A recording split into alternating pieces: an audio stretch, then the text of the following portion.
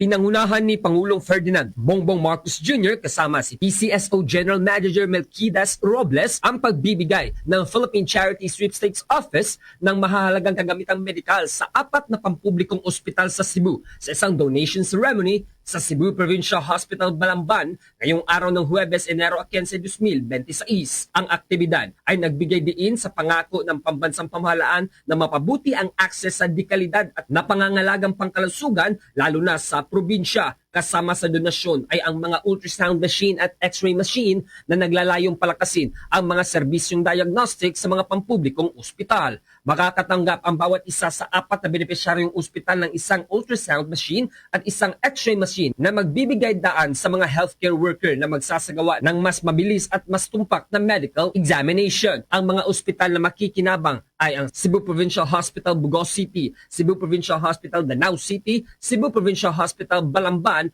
at ang Daan Bantayan District Hospital sa munisipalidad ng Daan Bantayan, Northern Cebu. Sa panayam ng Bombo Radio Cebu News Team, ibinahagi ni Dr. Olivia Dandan, ang Chief of Hospital ng Cebu Provincial Hospital Balamban, ang kanilang kagalakan at pasasalamat dahil ito ang kauna-unang pagkakataon na bumisita ang isang pangulo sa bansa sa ospital. Dagdag pa niya, inaasahan na sa pamamagitan ng karagdagang kagamitan, mas magiging maaga at tumpak ang pagsusuri ng mga doktor at medical staff sa mga sakit at makapagbibigay ng wastong paggagamot sa mga pasyente, lalo na sa mga komunidad na kulang sa serbisyong medikal. This is the first time that our institution was honored to be visited by a president. So, diba? And then, maraming pang, there are a lot of things pa na mga equipment na binigay, not only for us, but for hospitals under the province of Cebu.